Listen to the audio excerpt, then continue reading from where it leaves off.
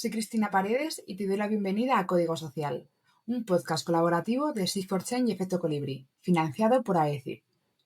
En Sig4Chain unimos la innovación social, la tecnología más disruptiva y las alianzas para trabajar por la justicia social. Esta iniciativa es un espacio donde exploramos cómo la tecnología se convierte en aliada del cambio social.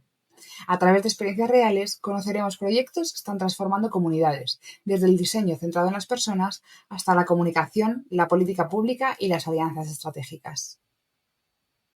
La comunicación es el puente que conecta ideas, personas y acciones. En proyectos de innovación social y tecnológica, comunicar bien no solo es informar, sino también generar confianza, facilitar la colaboración y lograr que las soluciones realmente lleguen a quienes necesitan.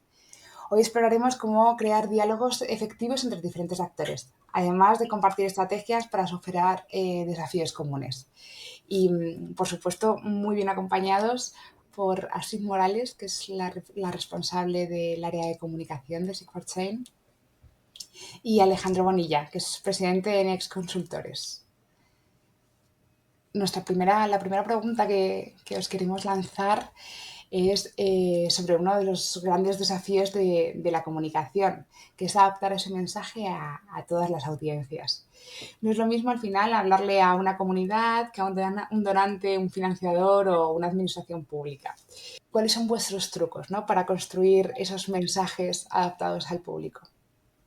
Definitivamente adaptar un mensaje es uno de los grandes desafíos de cualquier tipo de comunicación, incluyendo la social. Pues en Sig4Change trabajamos con públicos muy diversos, comunidades, donantes, sector privado, gobiernos, academia, y cada uno tiene un lenguaje, intereses y maneras de conectarse con lo que hacemos. Yo creo que lo primero es entender quién es la audiencia, ¿no? ¿Qué le importa? ¿Cómo se informa? ¿Qué le mueve? También nos ayuda mucho trabajar con enfoques de co-creación, no simplemente pensar los mensajes desde la oficina, sino también escuchar, probar, ajustar, ¿no? Porque la comunicación pues no solo va en una dirección. Con personas de una comunidad que participan pues, muy activamente en nuestros programas, usamos un lenguaje cercano que dialogue con su realidad cotidiana. Con un donante pues necesitamos pues mostrar un impacto medible, resultados, proyecciones. Y en nuestro caso, que trabajamos también con personas que se dedican al tema de la tecnología, pues hablamos un poco desde la innovación y de los datos. Pero creo que más allá del lenguaje, creo que la clave es mantener el propósito común, ¿no? Que todas las audiencias, desde su lugar, desde su área de expertise, se sientan parte de algo que vale la pena. Entonces, el mensaje cambia, pero la esencia se mantiene, que en el caso de Sig4Change es buscar la justicia social. ¿Y vosotros, Alejandro, cómo Bueno, gestionáis? fíjate que de acuerdo a lo que hemos aprendido con todas las ONGs que hemos trabajado en la región, en Latinoamérica, pues sí, yo coincido mucho con Astrid, ¿no? Importante el lenguaje que vamos a utilizar para llegar a las comunidades, para llegar a los aliados y a los donantes y a la sociedad civil en general, que también hay que educarla, ¿no? Y si hablamos de comunicación para el desarrollo, creo que el reto más grande que vamos a tener va a ser, uno es educar, ¿no?, a las diferentes audiencias sobre el trabajo que llevamos a cabo, los desafíos que tiene la problemática multidimensional que atendemos, ¿no? Eso es bien importante, desmenuzar esa problemática compleja para hacerla más digerible, ¿no?, de acuerdo al contexto de cada una de nuestras audiencias. Educar, sensibilizar y conectar a las personas con nuestra causa es clave, ¿no? Entonces, cuando pensamos en segmentar a las audiencias, sí tenemos que empezar en educar, en sensibilizar, en informar, que las personas tomen conciencia, ¿no? Y así vamos a ir adaptando el lenguaje, ¿no? De acuerdo a cada audiencia, las comunidades posiblemente va a ser un lenguaje muchísimo más digerible, más sencillo, más fácil de entender, sin tantos tecnicismos, ¿no? Con los aliados y donantes posiblemente va a ser un lenguaje más técnico, ¿no? Y más explicando el impacto, la metodología, las estrategias claves, las soluciones estratégicas que llevamos a cabo para poder ir resolviendo esa problemática compleja. Y a la ciudadanía en general, a la sociedad civil, que posiblemente no van a ser donantes posiblemente pueden ser aliados, algunos van a ser voluntarios, pero yo creo que sí tenemos, digamos, la responsabilidad de educar a la ciudadanía, de informarla, educarla, sensibilizarla sobre los diferentes problemas que afectan su país, aunque no estén ellos cerca, ¿no? Están un poco ajenos a esa realidad. Fenomenal. Qué interesante suena. Y ahí, Astrid, has hablado de algo muy importante que no sé si podrías profundizar un poco más, ¿no? Que es ese escuchar, escuchar a las comunidades, escuchar a las personas. ¿Cómo y para qué, ¿no? Planteáis esta escucha? Es súper importante trabajar codo a codo en el caso de las comunidades, porque puede hacer que de una organización tengamos una idea del contexto, que hagamos una escala de necesidades, digamos, y nadie más que la gente que está viviendo una situación específica puede explicarlo de la mejor forma, pueden pensar soluciones también. Y al final, para hacer un proyecto sostenible, esto requiere que la comunidad se implique. Así que por eso creo que el tema de la escucha es súper importante, porque de ahí surgen ideas, surgen soluciones, la gente se siente más identificada, puede compartir las cosas que se le ocurren también. Y al final, al momento de comunicar, no es lo mismo como usar el lenguaje local, que sea una persona incluso local quien dé un mensaje a una persona externa, por mucho que se involucre, porque pase un buen tiempo dentro de los espacios, pues la recepción es distinta. Ideal, ideal. Incluso supongo yo que también esos canales de comunicación que utilizáis también son adaptados, ¿no? A los distintos públicos. No sé, Alejandro. Sí, bueno, claro, adaptarlos va a ser importante para poder tener esa comunicación mucho más asertiva. Y bueno, Astrid ha dicho algo valiosísimo, ¿no? Esa empatía y esa comunicación constante, ¿no? Que tengamos con las comunidades nos va a permitir también ese aprendizaje mutuo, ¿no? Porque obviamente que ellos van a ser protagonistas de su propio cambio. Entonces, también para que la comunicación sea muchísimo más democrática, ¿no? Y transparente, necesitamos escucharlos, ¿no? Como comentaba ella, sin duda. Segmentarlos va a ser muy importante y existen como diferentes metodologías, ¿no? Para poder estudiar mejor a nuestras audiencias, como los análisis, ¿no? De las audiencias, ¿no? Que es una metodología que se utiliza mucho para conocer a los perfiles, ¿no? Y ahí podemos utilizar muchos grupos focales para conocer sobre todo a las diferentes audiencias para las cuales queremos que el mensaje les llegue y que de alguna manera incidan o participen en lo que hacemos, ¿no? Entonces, por ejemplo, con las comunidades podemos tener algunos grupos focales que nos arrojen mucha información muy cualitativa, ¿no? De cómo las personas perciben el proyecto, cómo las personas perciben que se van a involucrar en el proyecto como protagonistas del cambio, como agentes de cambio, ¿no? Y de esta manera ir conociendo más, ¿no? El contexto y de qué manera nos vamos a comunicar con ellos para que la información sea muchísimo más efectiva. Lo mismo, podemos tener algunos grupos focales o mesas de trabajo, ¿no? Con aliados y donantes, ¿no? Que también nos van a ayudar a percibir cómo ellos se quieren involucrar o qué rol quieren jugar o qué responsabilidades van a tener en su participación dentro del proceso de cambio que estamos viviendo, de fortalecimiento, de empoderamiento, ¿no? De transformación. ¿Qué rol van a jugar y qué quieren lograr ellos también por su cuenta, ¿no? Y a las audiencias, ¿no? Por eso existen los estudios o análisis de audiencias también con la ciudadanía en general. Es importante identificar qué perfiles de ciudadanos, ¿no? Se conectarían mejor con nuestra causa. Eso también es importante, porque al momento que hablamos de canales de comunicación, qué tipo de redes sociales, qué tipo de mensajes vamos a compartir, si a algunas audiencias es mejor que les llegue por correo electrónico, qué información vamos a subir en nuestra página web, en nuestro blog de noticias, si vamos a hacer webinars, podcasts, paneles con expertos. Es decir, para qué audiencia vamos a utilizar ciertos canales de comunicación. Entonces es importante también conocer a las diferentes audiencias para saber qué canal es el idóneo, ¿no? Para llegar a ellos, ¿no?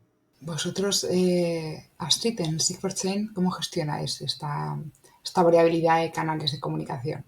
especialmente con la inclusión de las tecnologías.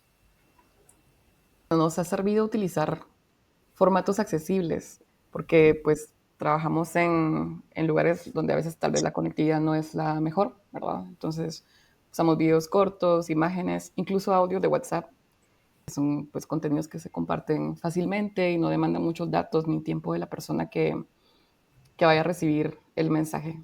En el caso de Sabia, que es nuestro programa para fortalecer los conocimientos y capacidades de poblaciones que se encuentran en el área rural, en el ámbito de la seguridad nutricional usamos también mensajes de texto. Entonces no se requiere tener como pues un teléfono inteligente ni necesariamente señal de internet, ¿no? Entonces esta es otra forma de comunicarse también. Alejandro, si te quieres, nos quieres contar cómo trabajáis con vosotros con las ONGs, esa, esa adaptación al público de tanto de los mensajes como de los canales o Claro. Sí, sí, claro. Sí, nosotros con, digamos, el trabajo que hemos tenido con muchas organizaciones de la sociedad civil, cuando hablamos de diseño de planes de comunicación, hacemos ciertos ejercicios que sirven mucho para empezar como a identificar a nuestras audiencias, a nuestros targets, ¿no? Uno de los ejercicios que hacemos, que va dentro de un taller de vocería, ¿no? Y cuando armamos el taller de vocería, hacemos simulación de citas, entrevistas o de reuniones con ciertos tipos de públicos a los cuales queremos dirigirnos, ¿no? En este taller de vocería, en la simulación, pues hacemos una simulación, por ejemplo, de una cita, una reunión con un donante, ¿no? Un donante de la cooperación internacional, por ejemplo, para hacerlo más específico, ¿no? Que tiene un lenguaje mucho más técnico, que está más enfocado en el impacto que queremos generar, en los indicadores, ¿no? Es un lenguaje muy, muy técnico, muy programático, ¿no? Y las preguntas que va a hacer van a ser más sofisticadas. Entonces, ¿cómo nos vamos a comunicar con ese tipo de donantes para que el mensaje pues llegue de manera asertiva, ¿no? Y generemos empatía con esta persona, aunque es, digamos, una comunicación muchísimo más fría, ¿no? Pero luego podemos tener posiblemente otra simulación de una reunión posiblemente con mujeres de un proyecto, ¿no? De la comunidad, ¿no? Mujeres que están pasando por un proceso de transformación, ¿no? Fortaleciendo habilidades blandas, habilidades de vida y fortaleciendo posiblemente habilidades técnico-laborales para la inserción laboral o para la generación de un proyecto productivo, por ejemplo, ¿no? Entonces, la simulación con ellas es cómo ellas pueden, de alguna manera, presentar su proyecto donde están participando posiblemente a diferentes públicos, ¿no? Y si es ya un proyecto productivo, donde ellas quieren vender servicios, productos, cómo ellas venden esos productos o servicios al mercado, ¿no? Entonces, esta simulación como de diferentes escenarios reales, ¿no? Que son potencialmente reales, nos permite a nosotros como consultores conocer cuál va a ser el pitch o el discurso institucional o el discurso que ellos van a utilizar para generar esa comunicación asertiva con sus audiencias, ¿no? Y también les permite a ellas, ¿no? A las mujeres que están participando en este proyecto o al staff de una ONG que se va a reunir con un donante, pues les permite conocer cuál va a ser su rol, ¿no? Qué rol van a jugar en ese proceso de intercambio de información con ciertos grupos claves, ¿no? Entonces, nos gusta mucho hacer un taller de vocería porque al final todos somos voceros de lo que hacemos, ¿no? Las comunidades son voceros del proyecto en el cual participan y obviamente son voceros de su comunidad y tienen ciertos intereses que compartir. Pero también la vocería dentro de una institución va en cómo la institución, digamos, presenta sus programas o sus proyectos y los resultados o el impacto que está generando a ciertas audiencias, ¿no? Entonces yo por ahí me voy, hacemos, digamos, esos talleres de vocería, vamos armando en ese taller ese pitch o ese discurso que luego yo lo tengo que interiorizar, no me lo tengo que aprender de memoria, lo voy a interiorizar, pues para poderlo, digamos, de alguna manera compartirlo de una manera mucho más orgánica, más natural, con las audiencias con las cuales quiero llevar ese mensaje. Yo tengo una pregunta, Alejandro. Me pareció súper interesante esto del ejercicio del pitch y de interiorizar el mensaje. Y me da curiosidad, pues, preguntarte, ya que has acompañado junto a tu equipo a tantas ONGs, ¿cuál es la mayor dificultad que te has encontrado al momento de acompañarnos? Sí, mira, y sobre todo en este punto de los talleres de vocería que hacemos, la simulación, es poder adaptar el mensaje, ¿no? Por ejemplo, sucede mucho que el staff de una ONG tiene un lenguaje muy interno de su burbuja institucional, con ciertas abreviaciones, ¿no? O con ciertas palabras muy técnicas que posiblemente no todo el mundo va a entender, ¿no? Porque está en la burbuja institucional. Entonces, cuando hacemos este ejercicio, tratamos de imaginarnos que nos salimos de esa burbuja, que vamos a llegar con personas que posiblemente no conozcan nada de lo que hace nuestra organización y que necesitamos captar su atención a través de ese pitch o ese discurso, ¿no?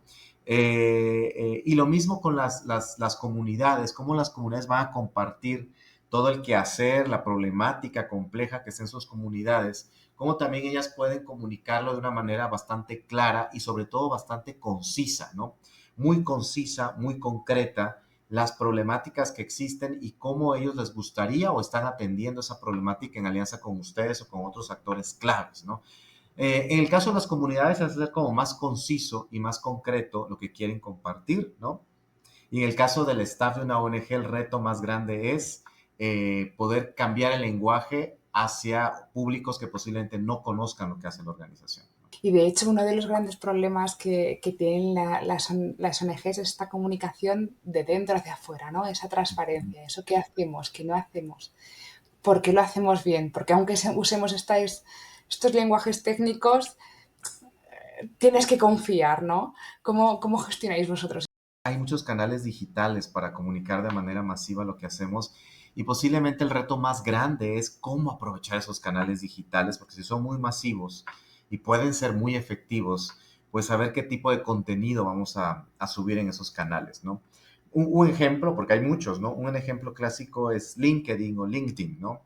LinkedIn o LinkedIn, pues poco a poco lo están empezando a usar las ONGs, digamos, para llegar a un público muchísimo más técnico y más sofisticado, ¿no? Y estamos hablando que ahí están también los perfiles de los tomadores de decisión como potenciales donantes o directivos, ejecutivos de grandes empresas no socialmente responsables o representantes de la cooperación internacional o del gobierno o de la academia, ¿no? Ahí tienen perfiles muy activos, ¿no? Y están posteando y están revisando lo que publican otras entidades en esa aplicación, ¿no? Que la puedes tener en tu teléfono. Entonces, hoy en día siempre les decimos a las organizaciones, utilicen mucho LinkedIn, porque ahí es donde tenemos que ir educando, sensibilizando y conectando a los tomadores de decisión de diferentes públicos que queremos que sean donantes y aliados, ¿no?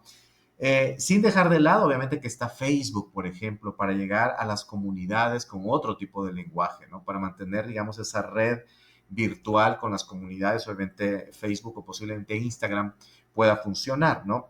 Pero siempre damos como esa importancia, ese énfasis, ¿no? Que tenemos que estar más en LinkedIn para conectar con esas audiencias que sí pueden apoyar la causa. Bueno, la verdad es que buscamos no solo utilizar el tema de las herramientas digitales, ¿no? Creo que respecto al tema de la transparencia, con comunidades, esto significa abrir espacios reales de diálogo desde el inicio y que sean constantes, no solo informar, sino nuevamente escuchar, recibir y ajustar.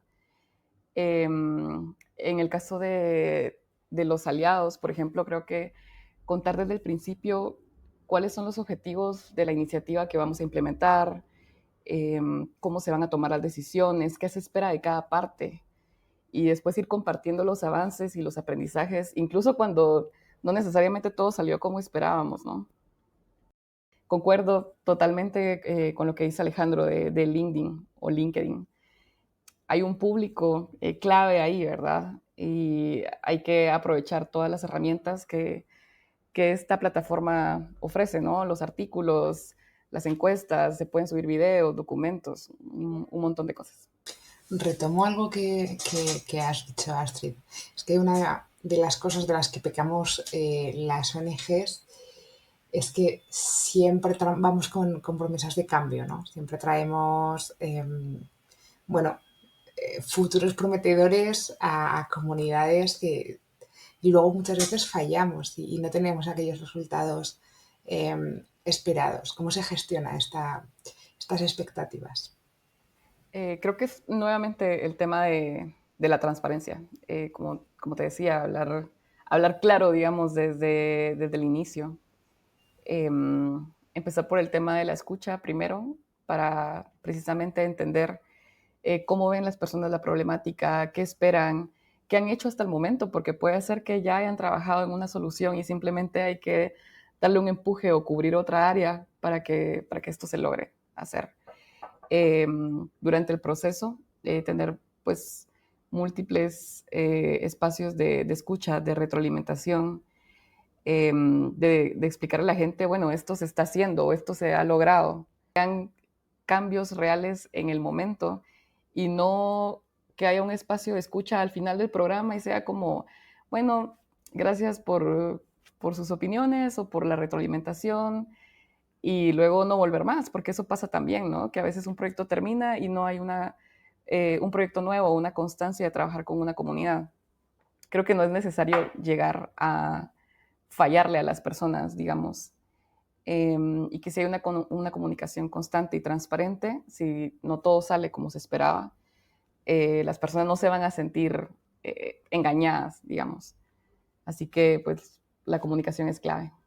Bueno, y comentando un poco lo que está explicándonos Astrid, creo que también es importante utilizar algunas, digamos, canales, ¿no? Digitales para poder comunicar cómo va avanzando ese proyecto, ¿no? Más allá del reporte de medio año, de fin de año, que le llega a los donantes, a los aliados, que es muy técnico, cómo vamos a comunicando durante la implementación del proyecto los avances que vamos teniendo, ¿no? Entonces, a mí me encanta mucho utilizar infografías, si nos vamos a las redes sociales, por ejemplo, porque las infografías con poco texto e imágenes vamos educando y sensibilizando a las personas y vamos mostrando avances, ¿no? De cómo los participantes se van integrando en ese proceso de transformación, ¿no? Y las infografías, como son muy visuales, con poco texto es más fácil, ¿no? Que las personas lo entiendan. También utilizar frases, ¿no? Algunas frases contundentes que han dicho los mismos participantes del proyecto o el staff del proyecto, ¿no? Con algunas imágenes, con texto, ¿no? Igual testimonios, videos muy cortitos, no más de un minuto, con testimonios, presentando los avances, ¿no? Cómo los participantes están percibiendo el cambio en sus vidas y comunidades, ¿no? Y también cómo el staff ha sido testigo del cambio que están viviendo las comunidades, ¿no? Porque ellos están directamente en la implementación y evaluación del proyecto, ¿no? Ya lo mencionó Astrid, las historias de vida son clave, ¿no? Porque desmenuzan y dan detalle a esa problemática compleja que atendemos y los avances, soluciones, estrategias que estamos llevando a cabo, ¿no? Obviamente, en nuestra memoria de labores anual también se tiene que mencionar los resultados que ha tenido el proyecto, ¿no? Y obviamente la memoria son datos muchísimo más cuantitativos o cualitativos muy relevantes, ¿no? Y mucho más técnicos, ¿no? Igual que el informe del proyecto que se le entrega al donante. Yo creo que más bien mi sugerencia es, durante la implementación del proyecto, ir presentándole a las diferentes audiencias los avances que va teniendo el proyecto, ¿no? Porque de esta manera, digamos, mantenemos conectadas a las personas, a nuestros targets, audiencias, sobre cómo vamos interviniendo esa problemática conforme va avanzando el proyecto, ¿no? Y obviamente al final del año mostrar resultados muy cuantitativos y cualitativos es clave, ¿no? E idealmente después de un par de años mostrar el impacto, ¿no? Qué estupendo, qué conversación más agradable. Vamos a ir cerrando este capítulo de hoy y para ello me gustaría, bueno, aprovecharme de vosotros, ¿no? Y de vuestra experiencia. ¿Qué consejos ya dais de estos que tenéis de perro viejo, ¿no? Que se dice sobre, bueno, para personas que están comenzando en esto de la innovación social, de los proyectos y más en el ámbito de la comunicación? Bueno, yo creo que algo importante importantísimo, es invertir tiempo en la planeación estratégica de la comunicación, ¿sí? Yo no puedo iniciar un proceso de comunicación con ideas bonitas, ¿no? Que creo que me van a dar resultados, ¿no? Pero si no están conectadas de manera ordenada o estratégicamente en una planeación, va a ser muy difícil que lleguemos a los resultados esperados, ¿no? Entonces, este plan de comunicación, digamos que tiene que tener como dos perspectivas. La comunicación más enfocada al desarrollo, ¿no? De cómo vamos integrando la comunicación a las comunidades o a los participantes o protagonistas del cambio de las comunidades, ¿no? Por un lado. Y por otro lado, la comunicación, digamos, que tenemos con donantes, aliados, sociedad civil, entre otras posibles audiencias, ¿no? Muy externas al proyecto posiblemente o de alguna manera vinculadas, ¿no? Pero digamos que tener como esa planeación estratégica con las comunidades, cuál va a ser las estrategias de comunicación con ellos y qué queremos alcanzar, ¿no? Y con las diferentes audiencias que van a ser donantes, aliados o sociedad civil en general. Yo por ahí empezaría, ¿no? Dos criterios de comunicación. Y luego después de eso, dentro de la planeación, pues ya me iría como las estrategias claves que quiero utilizar con cada audiencia. Entonces, antes de definir esas estrategias claves, yo sugeriría definir las audiencias y poder tener como ese análisis de audiencias, como yo les decía, esos grupos focales, con esas posibles audiencias que queremos que se conecten durante todo el tiempo con la organización o con el proyecto, ¿no? Por lo tanto, tener esos grupos focales con ciertos líderes o actores claves de las comunidades que se van a involucrar en el proyecto, ¿no? O los participantes.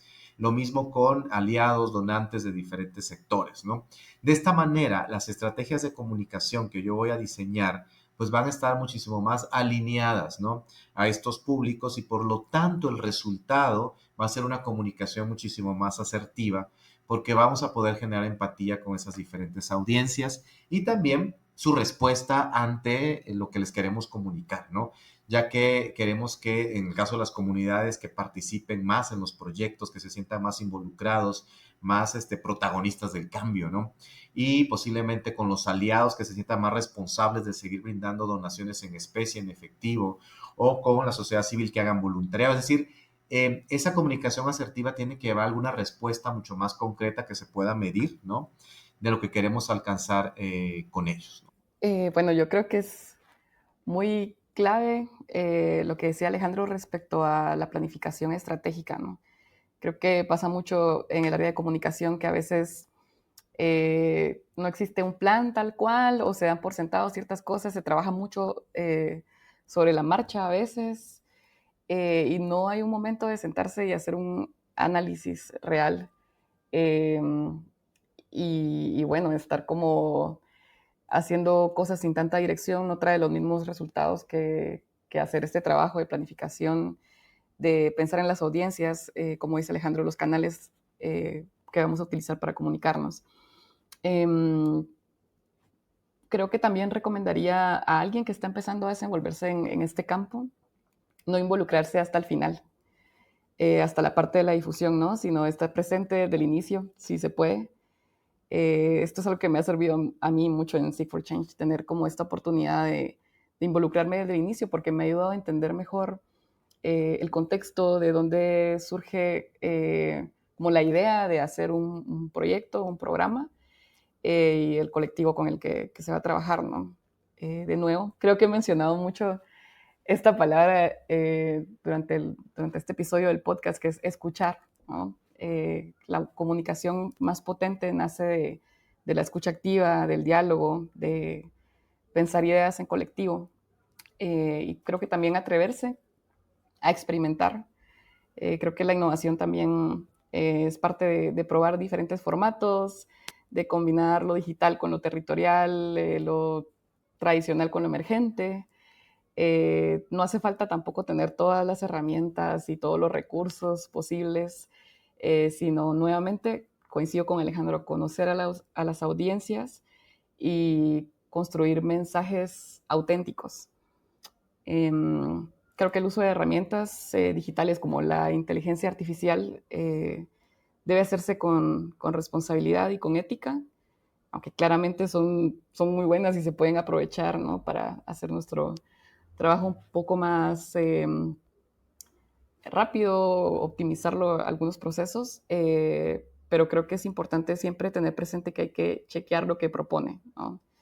Desde algo muy simple como pedirle que subtitule un video y asegurarnos de que comprendió bien cada palabra y puso los signos donde deben estar, hasta si la usamos como apoyo para conceptualizar, por ejemplo, algo, asegurarnos de que no tenga sesgos, por ejemplo, que los mensajes que nos proponga sean éticos también.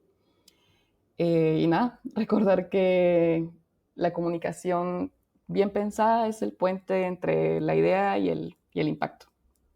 Bueno, estamos hablando mucho de cómo la comunicación ejerce ese poder hacia afuera, ¿no? Y cómo puede cambiar y transformar estas comunidades.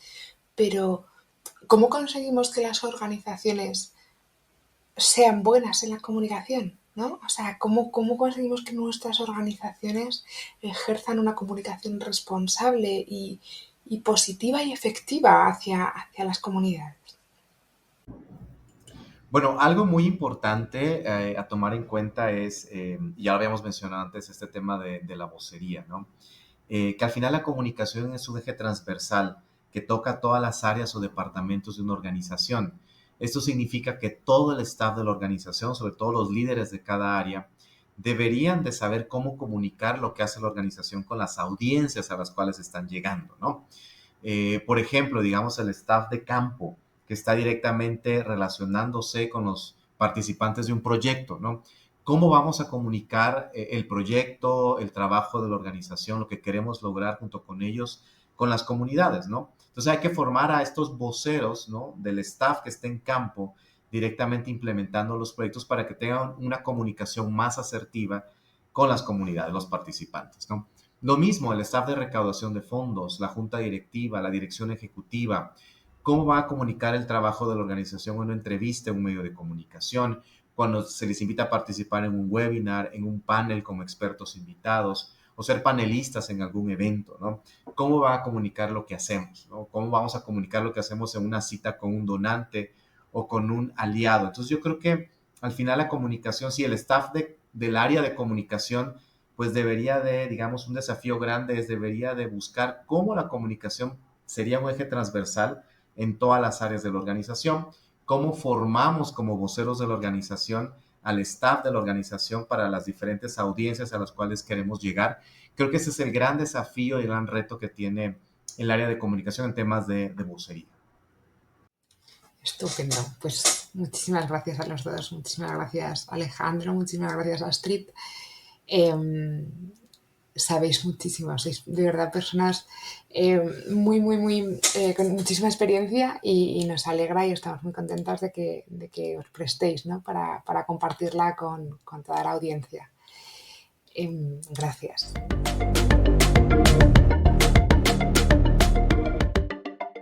Esto fue Código Social. Gracias por escucharnos. Seguimos explorando cómo la tecnología puede transformar realidades un episodio a la vez. Sintoniza el siguiente tema, Colaboración y alianzas para la innovación social, disponible a partir del 6 de noviembre.